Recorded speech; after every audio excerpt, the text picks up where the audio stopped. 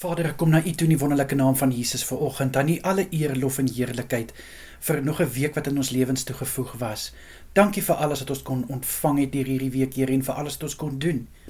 Dankie vir 'n nuwe dag wat voor lê, Here. Mag elke een van ons alles doen wat ons moet doen voor die naweek begin. Ek bid, liewe Here, dat ons sal krag en wysheid ontvang, dat ons goeie moed sal hê en alles wat ons aanpak met positiwiteit sal doen. Vir die naweek bid ek, Here, dat elke boetie en sussie goeie rus sal inkry en dat hulle sal kan ontspan van na hierdie week. En vir die wat werk, Here, vra ek dat U hulle asseblief sal versterk, Here, en vir hulle die krag gee om hierdie naweek te kan werk. So ook vir elkeen wat in die aande werk, liewe Here. Ek bid dat hulle versterk sal wees. Ek bid dat hulle sal deursettingsvermoë en uithou vermoë hê.